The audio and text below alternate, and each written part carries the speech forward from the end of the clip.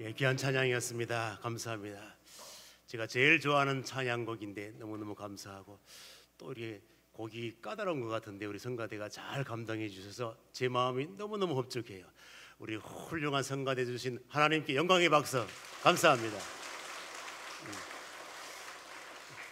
자, 우리 옆에 계신 분들과 한번 사랑의 인사 나누겠습니다. 사랑하고 축복합니다. 네, 감사합니다. 자, 오늘 본문 말씀 중심에서 하나님의 영에 감동된 사람, 이 제목을 가지고 은혜 나누고자 합니다. 성경의 역사를 쭉 보게 되면 역사적으로 큰 일을 감당한 사람들은 다 한 가지로 하나님의 영에 감동된 사람이었던 것을 볼 수가 있습니다. 자, 그러면 오늘은 요셉을 중심하여 생각해 볼 건데, 여러분 성경에 요셉이라고 하는 사람이 많이 나와요. 대충 몇 명 정도 나올까 생각을 하면 오늘 성가대원들 성가 잘하셨는데 요셉이라는 이름이 성경에 몇 명이나 나올까요? 5명. 틀릴까봐 5명.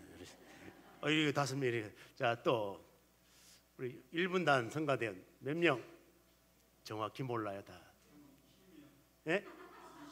20명. 와, 20명 좋습니다.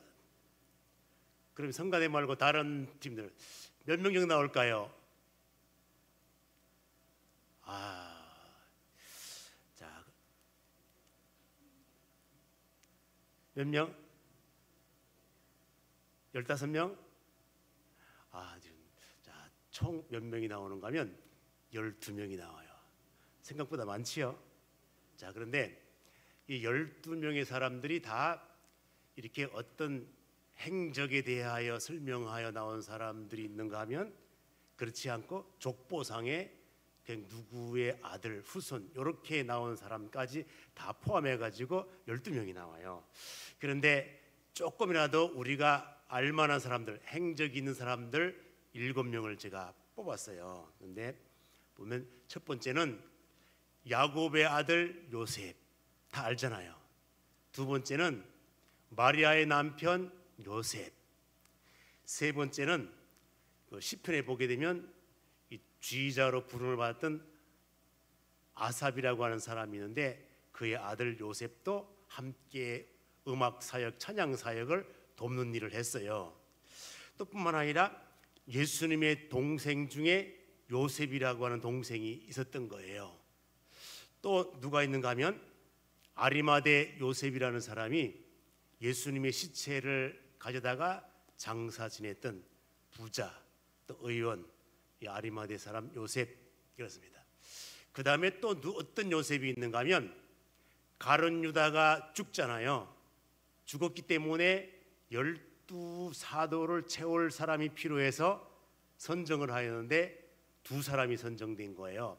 어떤 사람인가 하면 마띠아라고 하는 사람과 요셉이라고 하는 사람이 선정되었는데 12사도에 누가 당선되었을까요? 마띠아가. 그래서 그 사도 보궐선거에 참여했던 사람이 요셉이라고 하는 사람인데 이 사람은 그냥 평상시 바사바라 이렇게 불러요. 그렇습니다. 그러면 뭔가 하면 그냥 사바의 아들 이렇게 부른 게 바사바야. 그 다음에 이 사람이 요셉이라는 사람이 참 정의롭고 공의로운 사람이야. 그 동네 사람들이 다 알아. 그래서 별명으로 뭐라고 이름을 부르는가 하면 유수드라 이렇게 부른 거예요. 그 이름 뜻 자체가 공의로운 사람, 정의로운 사람. 그러니까 네 사도하면 딱이다 하고 추천을 받아가지고 사도 보궐선거에 나갔다가 떨어지긴 했지만은 이 사람이 요셉이야. 그 다음에 누가 요셉인가 하면 바나바 이 사람이 원래 본명이 요셉이에요. 그런데 우리는 누구만 기억하고 있는가 하면 바나바라고 하는 그 이름만 기억을 해. 원래 이름은 요셉이야. 그런데 이 바나바가 어떤 역할을 잘하는가 하면 다른 사람에 대하여 위로를 잘하는 거야. 위로도 잘하고 충성도 잘하고 헌신도 잘하고 막 이러니까 사람들이 이제 별명으로 붙여준 거야. 뭐라고 붙여준가 하면 위로의 아들이라, 이렇게 바나바라고 하는 별명을 붙여줘서 그때부터 바나바가 되었지만은 원래 이름은 요셉이라고 하는 것. 별명이 더 유명해. 별명이 더 유명해. 자, 그렇습니다. 그래서 이제 우리가 다른 이름 바나바라고 하는 본명은 요셉이고 위로의 아들이라고 하는 것, 사도들이 별명으로 붙여준 이름이라고 하는 것을 여러분이 아시면 좋겠습니다. 그럼 이렇게 요셉의 이름이 많이 나오는데 이 중에 오늘 살펴볼 요셉은 바로 야곱의 아들 요셉에 대하여서 생각을 해보겠습니다. 그럼 이제 야곱이 많은 아들들 중에 요셉을 특별히 사랑을 했어요. 왜 사랑했는가 하면 노년에 얻은 아들이기 때문에 그런 거예요. 그러니까 이 야곱이 라헬을 통하여 낳은 아들이 요셉인데 오랫동안 라헬이 임신을 하지 못해 아이를 못 낳는 거예요. 얼마나 아이를 갖고 싶었겠습니까? 그런데 노년에 하나님께서 라헬에게 아들을 주어 요셉을 낳은 거예요. 얼마나 기뻤겠습니까? 얼마나 기뻤겠습니까? 그 라헬 마음속에 어떤 마음이 있었을까요? 아, 이 아들 말고도 또 다른 아들을 더 주셨으면 좋겠다, 또 주셨으면 좋겠다, 더 주셨으면 좋겠다, 이런 소망의 마음이 있었을 거예요. 그래서 이제 이 부부가 이름을 짓때 요셉이라고 지은 거예요. 그 요셉의 이름의 뜻이 뭔가 하면 하나님께서 더 주셨다는 거예요. 그러니까 이 아들 말고도 더 주실 것을 기대하면서 아들 이름을 요셉이라 이렇게 이름을 지었습니다. 그렇습니다. 그리고 참 불행하게도 이 요셉의 어머니가 라헬이 일찍 죽습니다. 죽어. 그러니까 야곱의 마음속에 아이고 불쌍한 거, 아이고 우리 아들 불쌍한 거, 가련한 거, 저거 노년에 얻긴 얻었는데 어머니가 일찍 돌아가면 어쩌노, 불쌍한 거, 가련한 거, 뭐 이런 식으로 생각을 하고, 그러니까 다른 형들보다 누구를 더 사랑하게 되었는가 하면 인간적인 마음을 가지고 요셉을 사랑한 거예요. 요셉을 사랑한 거예요. 그렇습니다. 사랑하는 그 표현을 어떻게 하였는가 하면은 요셉에게 다른 형들과 다르게 무슨 옷을 입혔는가 하면 채색 옷을 입혔어요. 채색 옷을. 그러면 이 채색 옷이 상징하는 상징적인 의미가 있는데 어떤 의미를 담고 있는가 하면 채색 옷을 입었다 그러면 아, 저 사람은 특별한 신분의 사람이야, 왕이 아니면 귀족 중에 한 사람이야. 그 채색 옷을 입는다고 하는 그 의미가 바로 그거예요. 그렇습니다. 그러면 이렇게 아버지가 다른 형들보다 요셉을 편애하는 거예요. 형들이 기분이 좋을까요? 안 좋을까요? 잘 모르시는구나. 이런 비교당하고 편애당하고 이러면은 기분이 좋을 사람 없어요. 그래서 성경은 뭐라고 표현하는가 하면은 이 일로 인하여 형제들 마음속에 미움이 생긴 거야. 미움이 생긴 거야. 그러면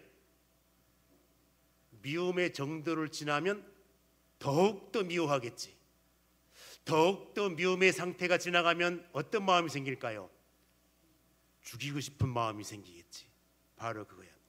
오늘 성경 이 내용을 보게 되면 채색 옷을 입었다고 하는 이것 때문에, 채색 옷을 입었다고 하는 것 때문에 이제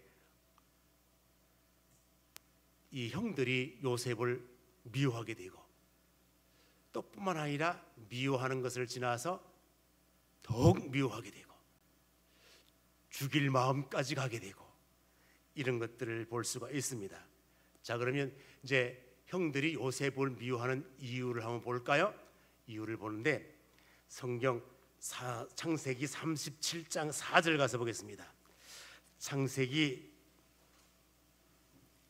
37장 4절 볼까요?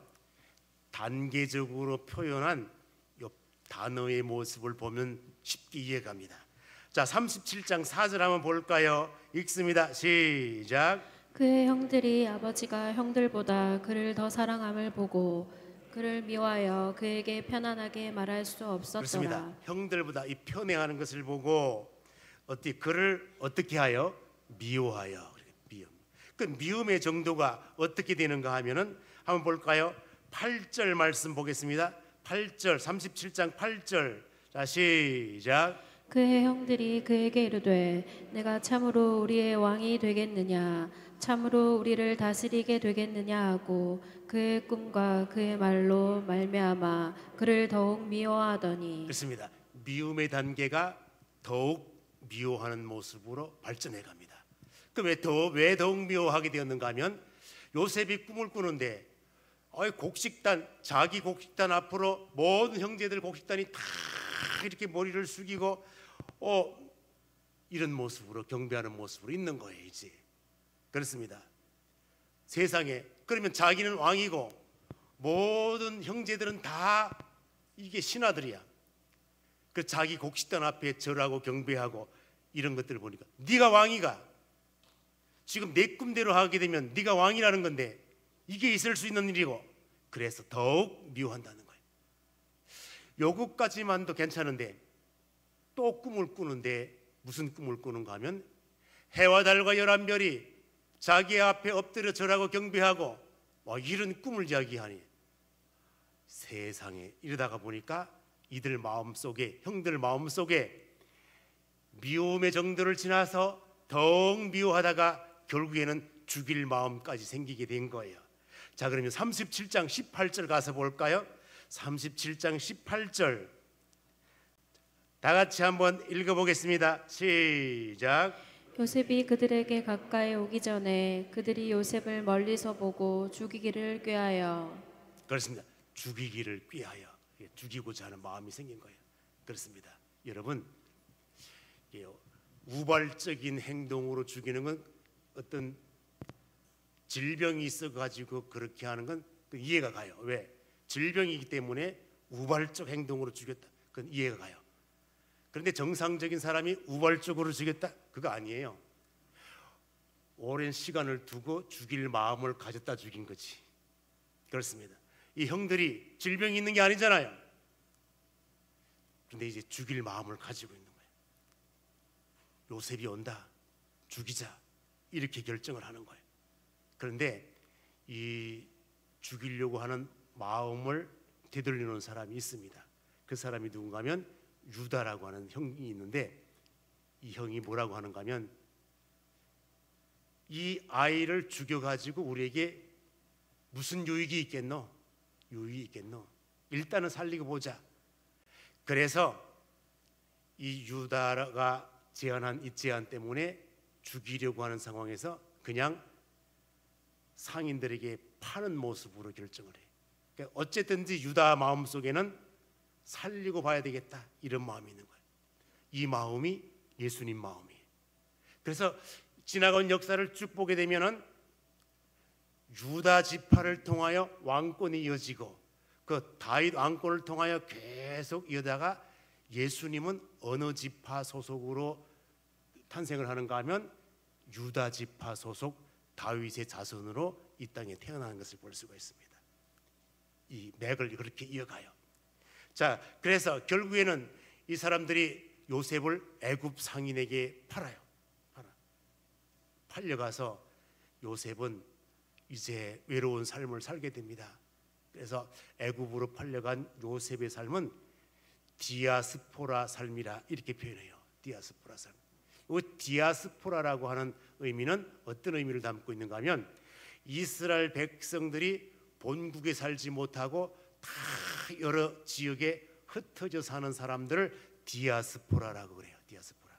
그래서 지금도 유대인들은 본국에 사는 사람보다 더 외국에 타국에 흩어져 사는 디아스포라들이 더 많은 민족이 유대민족이에요. 디아스포라. 그렇습니다. 그래서 요셉은 유대 땅에 살지 못하고 이스라엘 땅에 살지 못하고 애굽으로 내려가서 살아야 되는 디아스포라적인 삶을 살고 있는 것을 볼 수가 있습니다. 자, 그러면 디아스포라의 삶은 외롭고 고독하고 참 멸시받고 천대받는 그러한 삶인 거예요. 왜? 본국을 떠나 타국에 갔는데 타국의 사람들이 쉽게 받아줄까요? 왕따 시키지, 멸시하지, 천대하지. 그렇잖아요. 우리 한국에도 외국인들이 많이 오는데 외국인들에 대하여 막 이렇게 우대하고 그래요? 아니잖아요. 그러기 힘들어요.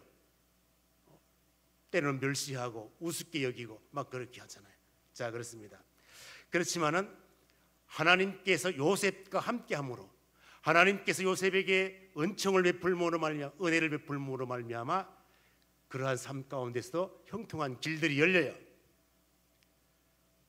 애굽으로 가는데 누구 집으로 가게 되었는가 하면 친위 대장 보디발의 집에서 가정총무로 일을 하게 됩니다. 가정총무로 일을 하게 돼. 가정총무로 일을 하게 되는데 여기 일을 하다가 보디발의 아내를 통하여 누명을 쓰게 되고 어디에 갇히게 되는가 하면은 옥에 갇히게 돼요. 옥에 갇히게. 자, 옥에 갇히게 되는데 하나님께서 이 옥 속에서도 함께해요. 은혜를 베풀어요. 그러므로 말미암아 형통의 길이 열리는데 이 옥에 갇혔던 사람들 중에 떡 굽는 관원장, 술 맡은 관원장 꿈을 꾸게 됩니다. 꿈을 해석을 못해. 누가 해석을 해줬는가 하면 요셉이 해석을 해줘. 그래서 그 주위에 많은 사람들이 요셉 하면은 꿈 해석을 해몽을 잘하는 사람, 이렇게 소문이 나 있던 거예요. 소문이 나는. 그러는 차에 이집트 바로 왕이 이제 꿈을 꾸게 됩니다. 어떤 꿈을 꾸게 되는가 하면은 살찐 암소와 파리한 암소, 이 꿈을 꾸게 되는데 세상에 파리한 암소가 올라와 가지고 이 살찐 암소를 다 잡아먹네. 또 꿈을 꾸는데 충실한 이삭과 마른 이삭, 마른 이삭이 충실한 이삭을 다 삼켜버리네. 이 꿈을 어떻게 해석을 해야 할 것인가. 그래서 애굽의 점술사들, 꿈 해몽을 잘하는 사람들, 지혜로운 현인들, 하여튼 꿈 해석할 만한 사람들은 다 불러가지고 해석해봐라. 못하는 거예요. 못하는 거예요. 근데 이 꿈을 누가 해석을 했는가 하면 요셉이 해석을 한 거예요. 해석을 하는데 여기에 살찐 암소, 풍성한 이삭, 요거는 풍년에 해당하는 것이고, 또 파리한 암소, 또 메마른 이삭, 요건 흉년을 상징하는 거다. 그리고 7에 해당하는 숫자는 7년이라고 하는 것을 나타내는데, 왕이요, 앞으로 이 애굽 땅에 7년 동안 풍년이 될 것이고 그 위에 7년 동안 흉년이 될 것입니다. 그러므로 풍년 때에 곡식도 저장해 놓고 다 이렇게 비축해 두고 흉년 때를 대비해야 됩니다. 아이고, 세상에 이렇게 꿈 해석을 해줬더니 바로가 세상에 딱 맞는다, 딱 맞는다, 딱 맞는다. 그래서 이제 요셉에게 뭐라고 하는가 하면 하나님의 영에 감동된 사람, 요셉은 하나님의 감동된 사람, 영에 감동된 사람이라, 이런 타이틀을 주었습니다. 여러분, 우리나라에 이제 무속 신앙에 접한 사람들이 100만 명이 넘는다 그래요. 별로 안 놀라는가 봐. 무당, 점쟁이 뭐 다 통해서 무속 신앙을 가지고 하는 사역을 하는 사람들이 100만 명이 지난다 그래요.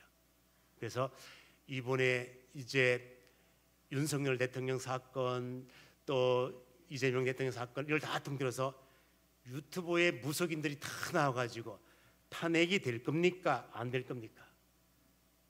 반은 된다 하고 반은 안 된다 하고, 이재명 씨가 대통령이 될 겁니까? 안 될 겁니까? 반은 안 된다 하고 반은 된다 하고. 둘 중에 하나인데 뭐 누가 해도 반반이지 뭐. 다 틀려, 다 틀려. 탄핵도 되고 대통령도 되고. 그러면 국내에서 아주 유명한 사람들, 이름난 점쟁이들, 무당들 다 찾아가지고 그렇게 했는데 탄핵 사건도 대통령 사건도 다 틀려. 맞은 사람들은 둘 중에 하나니까 맞지 뭐 50%니까 그거 못 맞죠? 여러분, 점쟁이들이 다 이래요. 점쟁이들이 다 이래요.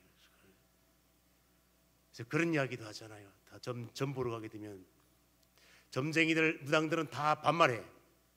딱 오면 옛날에 내 앞집에 복숭아 나무 있었지? 없었는데요. 있었으면 큰일 날 뻔했어. 뭐 이런 거 반말 치지. 자, 어쨌든 이렇게 애굽에도 이제 점술가들, 이런 무당들, 이런 사람들이 많았을 거예요. 전부 다 그래. 다 물어봤더니 다 몰라. 근데 요셉만 이 꿈을 맞힌 거예요. 그렇습니다. 그래서 하나님께서 그에게 지혜도 주시고 영의 충만도 허락하사, 그래서 요셉은 내 지혜가 아니라 이거예요. 하나님께서 나에게 이러한 은혜 주셨기 때문에, 이러한 것들을 계시를 주셨기 때문에 내가 아는 거라고. 철저하게 요셉은 내가 아니고 하나님의 은혜로, 하나님께서 도우셨기 때문에 이렇게 설명을 해요. 그렇습니다. 그래서 이제 바로가 너무너무 감동되고 지 마음이 감동된 거예요. 그래서 역시 요셉, 하나님의 영에 감동된 사람, 이렇게 칭찬을 해주고 인정을 해줘요. 칭찬해주고 인정해주는 것, 이것으로 끝나는 것이 아니라 요셉에게 엄청난 혜택을 줘요. 엄청난 혜택을 주는데 무슨 혜택을 주는가 하면은 세상에 자기가 끼던 인장 반지를 요셉에게 줘. 그럼 이 인장 반지가 평범한 인장 반지가 아니라 왕이 끼는 인장 반지는 왕의 고난을 나타내는 거예요.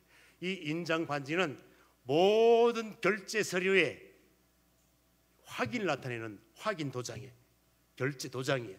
이 도장만 찍히면 이건 물을 수 없는 이게 결제 권한을 가진 도장이에요.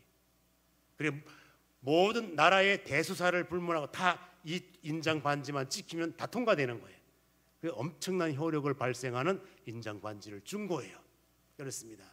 세마포 옷을 입혀주고, 또 뿐만 아니라 검사슬을 목에 달게 하고 복음술에 태우고, 그리고 온 백성으로 하여금 다 요셉이 지나가면 절할 수 있도록 모든 권한을. 바로가 감동되어 가지고 말합니다. 요셉아, 내가 사실상 너보다 높은 거 하나도 없다. 너보다 높은 것은 내가 앉는 이 왕자, 왕이 앉는 이 의자만 높을 뿐이지 사실은 네가 나보다 더 높다. 이렇게 인정을 해줘요. 얼마나 위대한 사람이었습니까? 그렇습니다. 우리는 이제 이 사실을 통하여서 볼 때에, 그리고 이 바로가 위대한 사람이라고 인정을 해주고 아예 요셉의 이름까지 다른 이름으로 바꿔주는데, 그 이름을 뭐라고 바꿔줬는가 하면 사브낫 바네아, 이렇게 이름을 바꿔줘요. 한번 본문 말씀 한번 볼까요? 보겠습니다.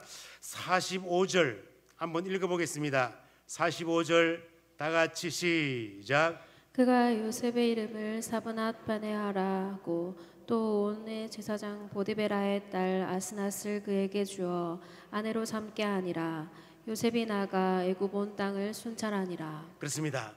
요셉의 이름을 사브낫 바네아, 사브낫 바네아라, 이렇게 이름을 바꾸준 거예요. 그렇습니다. 그러면 이제 사브낫 바네아, 이 말의 의미가 무엇일까? 이것을 이제 이 말이 애굽 말일까, 아람 말일까, 히브리 말일까, 학자들도 잘 모르는 거예요. 그래서 때로는 아람어 어느 단어에서 파생되었을까, 애굽의 어떤 말에서 파생되었을까, 많이 연구를 하다가 두 가지로 축수를 한 거예요. 뭐라고 축수를 했는가 하면은, 이 사브낫 바네아라는 말은 큰 비밀을 밝혀내는 자, 요셉이 꿈은 꿈에 대해 해몽을 해줬잖아요. 그러니까 큰 비밀을 알게 해줬다는 차원에서 비밀을 밝히는 자, 이렇게 이제 학자들이 의견을 모은 사람이 있는가 하면 아니라, 이것은 애굽 정통 언어에서 파생한 단어로 이제 생명을 부여하는 자, 생명의 구원자, 이런 의미가 담고 있다. 어쨌든 우리는 비밀을 밝혀내던 자이든지 생명을 구원하자든지 요셉이 훌륭한 인물임에는 틀림이 없습니다. 그렇습니다. 어쨌든 사브낫 바네아, 하여튼 모든 영역에 훌륭한 사람, 이게 바로 요셉에게 주어진 이름인 거예요. 그렇습니다. 자, 그러면 이처럼 우리가 요셉이 애굽의 디아스포라로 갔지만은 하나님의 은혜로 말미암아 애굽의 총리 자리까지 올라가게 된 거예요. 엄청난 복을 받은 거예요. 엄청난 복을 받은. 자, 그럽니다. 자, 그럼 이제 우리가 디아스포라에 대한 인간적인 생각과 요셉의 생각을 한번 생각을 해보면은, 인간적으로 생각을 해보면 애굽에 아무 연고도 없는 그곳에 가가지고 멸시당하고 천대받고 막 그랬을 거 아니에요. 그렇습니다. 실제로 그렇습니다. 요셉이 갔을 때에 많은 보디발의 아내가 이제 요셉에게 누명을 씌우면서 그에게 붙여진 말이 있습니다. 그게 뭔가 하면 저 히브리인이, 이런 단어가 나와요. 히브리인이, 요셉을 히브리인이, 당신이 저 천박한 히브리인을 고용하지 않았으면은 지금 우리 가정에 이런 일이 없었을 건데 왜 당신이 저렇게 천박한 히브리인을 고용해가지고 이런 사단이 나게 했습니까? 이리 와야죠. 그래서 보디발의 아내가 요셉을 히브리인이래. 그 히브리인이라고 하는 이 의미가 그렇습니다. 천박한 민족, 이렇게 취급당하는 거예요. 천박한 민족, 우리가 대적해야 될, 그리고 애굽 사람들 생각 속에는 어떤 생각이 있는가 하면 히브리인과 함께하면 부정을 입는다. 우리식으로 말하면 재수 온 붙는다. 여러분 그런 말 들어보셨나? 재수 온 붙는다. 못 들어보셨구나. 부정 탄다. 재수 더럽게 없네. 뭐 이런 식으로 이렇게 이제 생각. 자, 그러면 이제 여러분들 점심 식사하시면서 애굽 사람들이 히브리인과 함께 식사하거나 함께하면 부정을 입는다고 하는 말이 창세기에 나올까요? 안 나올까요? 나오니까 제가 이야기하지.